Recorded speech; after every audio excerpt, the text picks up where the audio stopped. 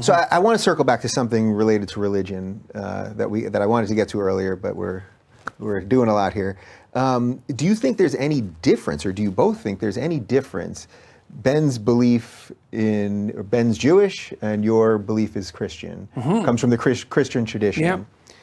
Does that matter at all? Whatever differences there are in that little place where you're both saying, we see the reasons why our morals and ethics and all that come from this. We're also acknowledging, the real world and biology and all of those things. Whatever differences you may have, which I don't even know that any of the three of us know what those differences are, do they even matter? They might. That would be a lovely thing I'd love to figure out if there are. Yeah, I mean, it depends. For me, it depends on the brand of religion that a person is espousing. So let's just do this with sure. you two.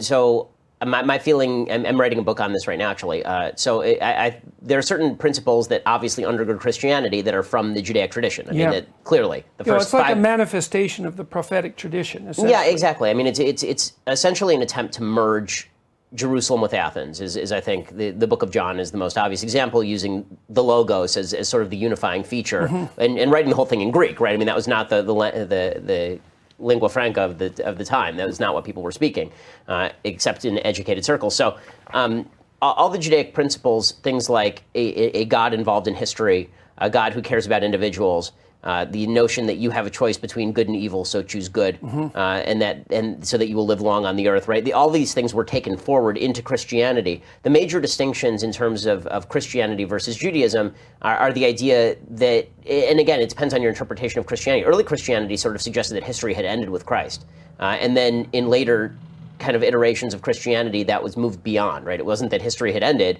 it was that Christ would come back when history had reached its logical progression. The progression of history didn't end, but original messianism was, this is the Messiah, we're done, right? History is over. It was a millennialist religion. Right, that's what very few people think that now. That's right. So this is why I'm trying to distinguish, brands of Christianity, because obviously there's serious differences, even in basic root level, between Catholicism and Calvinism and Lutheranism, and all these things have different iterations. So, my very strong belief in free will and my actual building of a moral system, and Judaism is building a moral system on the notion of free will, obviously runs directly counter to, for example, Calvinism. Right? Calvinism suggests that free will is chimerical and there's no basis for it, and that God grants you grace based on what he wants to do. So it depends on the brand of Christianity, but I think that overall the conflict between Christianity and Judaism in large measure is, especially in the early conflict, was political rather than ideological in a lot of ways. It was a new religion attempting to establish its own footing, and was angry that Jews would not join this new religion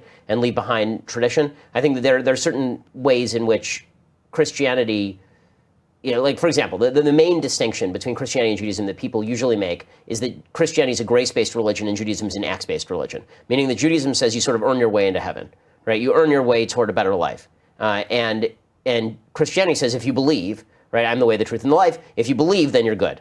But the truth is that Christianity sort of backdoors the Judaic view by saying, if you really do believe, then you're going to act in these particular ways that demonstrate your belief. Yeah, well, right? There's this weird paradoxical relationship between the idea of belief in Christianity, the belief that Christ came to save everyone from their sins, and that all you have to do is admit that and you're redeemed. Like, there's symbolic truth to that would take a long time to unpack.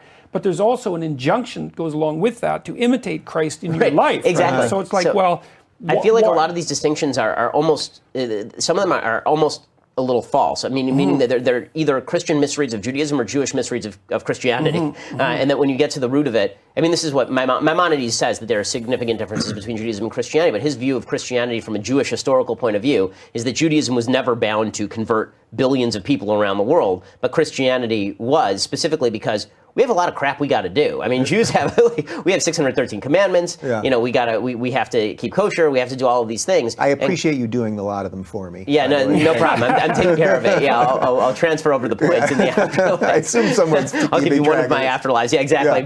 Yeah. But I think that Christianity ends up doing a lot of those same things that, there were supposed to be stark distinctions, just under a different guise. So when it comes to this is why, in the modern world, when the discrimination between, from Christians toward Jews largely has ended, I think that what you're seeing is this tremendous confluence between particularly Orthodox Jews and observant Christians on matters of values.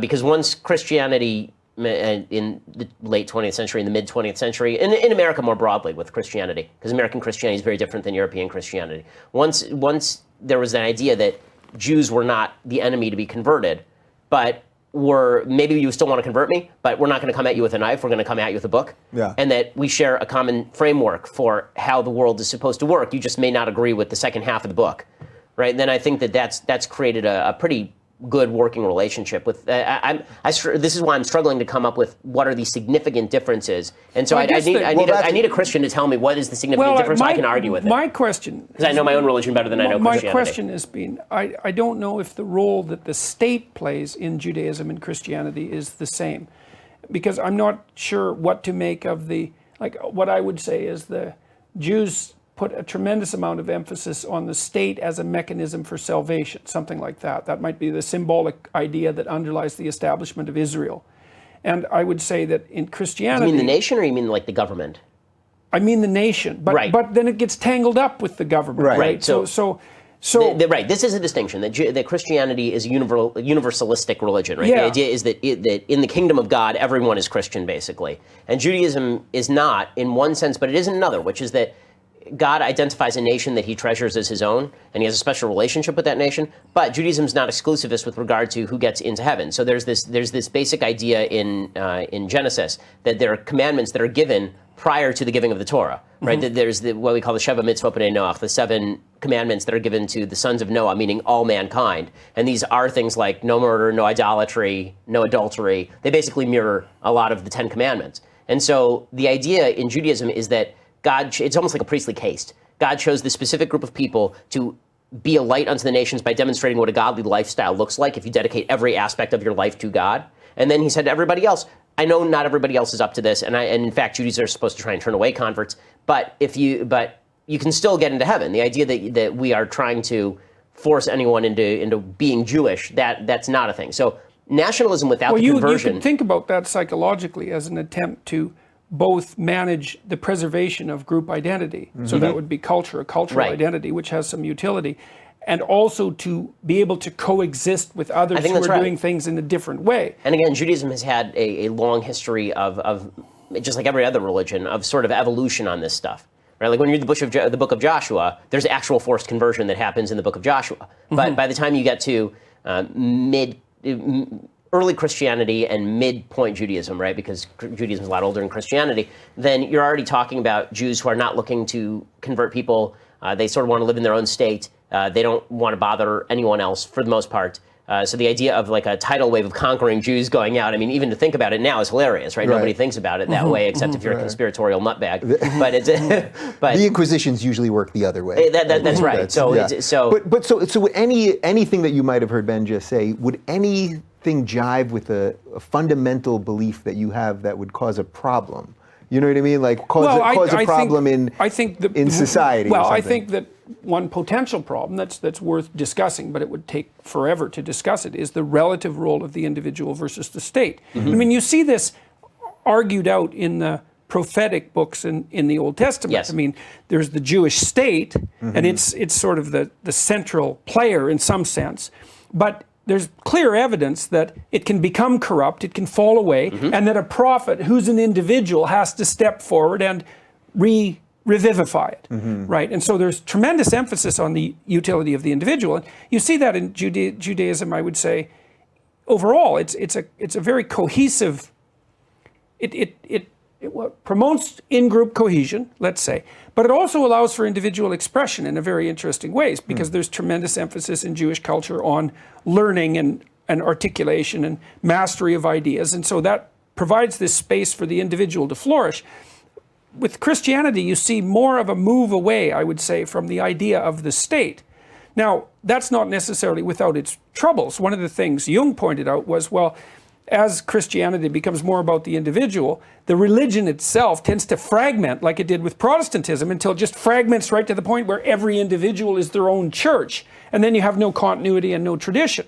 And the Catholics were kind of a bulwark against that. But I do think that there's a discussion to be had about the relative role of the individual in redeeming the world, let's say, versus the state in redeeming the world. And I would say the Christians come down more strongly on the side of the individual, and the Jews come down more strongly on the side of the state. Yeah. Now, like, I'm willing to be corrected about that because Yeah. I've never actually been able to have a discussion with anyone about that. So I don't know what you think about that. I think there's some truth to that. I mean, I think the idea of, in Hebrew, Am Yisrael, like the idea of the nation of Israel being paramount, and when you pray in collective terms. You don't pray in individual terms. Everything is done in terms of anachnu, in terms of we, praying as a group, right? You're supposed to pray in a minyan. So how do you really both square yourself. that away in your own ways? How do you square that away as someone Because that there's a lot of believes play in in the the individual? joints. Yeah. There's a lot of play in the joints, meaning that, so for example, to take the most obvious example, if you want to talk about the power of the Jewish state in sort of biblical context, there's tremendous argument between whether a kingship is a good thing or a kingship is a bad thing in the Old Testament, right? I mean, it says like Samuel warns the Jewish people,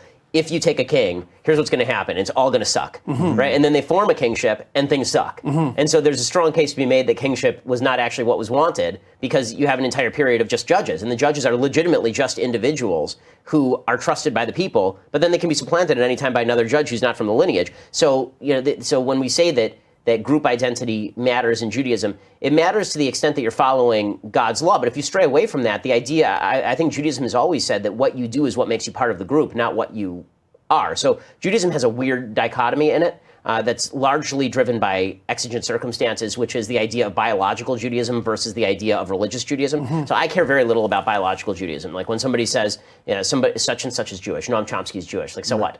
I really don't care. And I think that most Orthodox Jews, basically biological Judaism, or your mom was Jewish, which is the way that it works in Orthodox Judaism, is sort of the entry ticket to being Jewish, meaning you have to either have converted in, or your mom has to be Jewish in order for you to become fully Jewish. But the practice is what matters to me more than anything else. And that's where you get back into grace-based versus acts-based a little bit, right? Well, that's another place where the group identity issue becomes paramount. It's like, well, there's this group. Well, how is membership defined? Well, let's say it's defined by ethnicity, something like that, which would be related to the descent through the mother. It's like, well, that's a problem.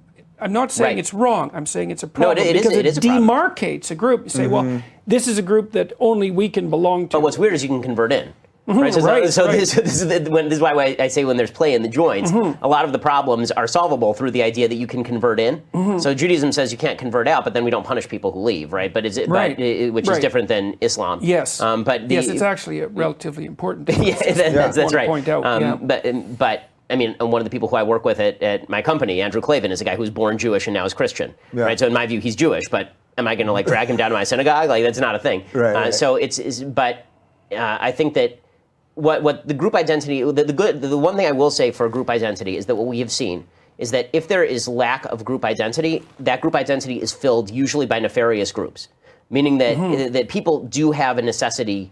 The idea of existing, that you find your meaning, or you find your purpose, or you find your identity just in yourself as an individual, is not only wrong, it's belied by virtually all of human history. Careful, you're going to make an argument for identity politics. Right, exactly. Well, that's why I wanted to ask this question. I understand. But the point but what Judaism does, what America does, it says find your identity in the ideas. Yeah. Right, that's the difference. This is why I say I don't care about biological Judaism, particularly. I care much more about the ideas that you hold. So I'm in favor of group identity if group identity is built around a set of ideas that are worth preserving. I'm not in favor of group identity. I am a conservative. That's a group identity. Right. But that's an identifier more than it's an identity, meaning it's a way of identifying me as a person who thinks this way. And because I think there are differences in modes of thought, then those group identities do matter. I mean, this is why we get together. This is why we have discussions. This is why we have friends. Families. Right. This is why we have families. Yeah. But I'm glad you said that the way you did, because I try to challenge myself on that all the time, because I talk about the individual, I believe in the individual, and I want to make sure that I'm not occasionally going back. But if we can find commonality, and this is what I think is one of the things that's broken down, is we used to have a common purpose. Like I have this framework that I'm working on in the book that I'm writing, where I basically say that in order for an individual to be happy, you need four things. You need individual purpose. You need individual capacity, like a feeling that you can accomplish that purpose, or at least make moves in that direction. You need a communal purpose. You do need to feel like you are part of yeah. a group that's moving in the right direction, and you need communal capacity, which both allows the community to activate together and also protects your rights as an individual to do what you want to do in pursuit of your individual purpose. And that's the apotheosis of happiness, and that's what I think the founding fathers were trying to do in the United States, for example, set up a framework where you could fulfill all of these things. But you do need the idea of communal purpose. And one of the things that's happened post-Enlightenment is that people don't even think in terms of, they either think purely in terms of communal purpose or not at all in terms of communal purpose. So they think either purely in terms of communal purpose, and that's identity politics, meaning I'm black, therefore the black community should do X, right? Or I'm Jewish, therefore the Jewish community should do X. And then there are people who think not in terms of communal purpose at all, meaning full-on libertarian, I make my own meaning, we don't have to have anything in common. And that's a lie. Even libertarians believe we have to have an idea of liberty in common. Right? And they have to live with other people. Right, exactly. Yeah, harmoniously. And when we don't have any sort of communal purpose, when we live with a bunch of people with whom we share nothing, then it falls apart incredibly quickly. Okay, so here's how the Christian drama looks to me. It addresses this issue, right? So Christ is presented as a figure who's an absolute master of his tradition, right? He's debating with the Jewish elders when he's 12. So think about it psychologically. Is first you're a child and you're dependent on your parents, and then you have to make the move from being a child dependent into the world. But you don't move from child to individual. You move from child to group. That's your teenage gang. That's your adolescence. You have to catalyze your group identity. If you don't have a group identity, it's actually a developmental failure, right? But then you might think, well, wait a second. Group identity is necessary, but is it the highest? Does it represent the highest plane of moral achievement? The answer to that is no. You have to emerge from your group as an individual. Okay, so now this is how I read the Christian story symbolically, and this is a consequence mostly of having studied Jung. He said, look, you need group identity. That's the persona that you wear. You have to have a persona. You have to be able to wear a suit. You have to simplify yourself for other people. You have to be able to play the game. Right. Otherwise, you just have failed developmentally. But if you're only a persona, then that's a big problem, partly because when the group goes insane, so do you. Okay, now you got to emerge out of the group. Okay, so now you need a symbol for what emerges out of the group. Okay, so Christ is the symbol of what should emerge out of the group, speaking psychologically. Bear the tragedy of life, speak the truth, be willing to transform through death. That's the rules. Now, I'm speaking purely psychologically. You learn something new. You learn it. It makes you suffer. The part of you that's wrong has to die. You have to let go of that. And it's hard, especially maybe you learn something profound. It's like you have to regrow an arm. It's really painful, you know. But you identify with the part of yourself that transforms through voluntary acceptance of suffering. Yeah. And that's what Christ represents as a symbol. And I think that that's correct symbolically. This is what actually severed the relationship between Jung and Freud, by the way, because Jung laid out his understanding of Christianity in those terms. And Freud, it wasn't a Jewish Christian thing, though, because Freud was really, he was Jewish by ethnicity, but not by practice. Right. No, not at all. He just didn't want to have anything to do with religious ideation at all. He thought that would introduce, he called it like a black tidal wave of occultism back into what he regarded as a science. He had his point, but I think Jung got the symbolic structure right. And so what does that mean in relationship to Christianity and Judaism? Well, it's really complicated because you have the prophetic tradition in Judaism, and the prophets are also symbols of people who emerge from the pathological group, who step forward courageously, and who reconstitute the group. Yeah. So you believe these people could exist right now? Which people? The prophets.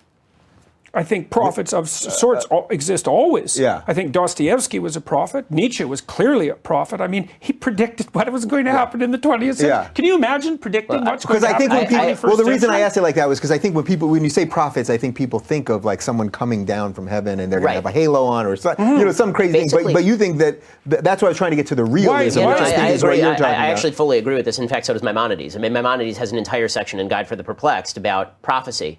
And what he says is there's Moses level level prophecy, which is the legislating prophet, which is, and he says he's the only legislating prophet in the Jewish view. But all the other prophets are just people who see things incredibly clearly, essentially. Yeah. They're people who've studied philosophy and who have studied human morality and have studied the human being. And then And they're way down on the iceberg. That's right. That's the thing that makes them different. Exactly. And so in that sense, people who predicting the thing about, providing a certain level of stability for folks, and I think there are levels of prophecy is what I'll say. And I think that the better you are at recognizing human behavior and the interplay of forces, the better you are at saying, okay, here's what's going to happen next week. I think it's very difficult for anybody to say, here's what's going to happen in 100 years, because if you could predict that, you'd make a lot in the stock market. But I think that you could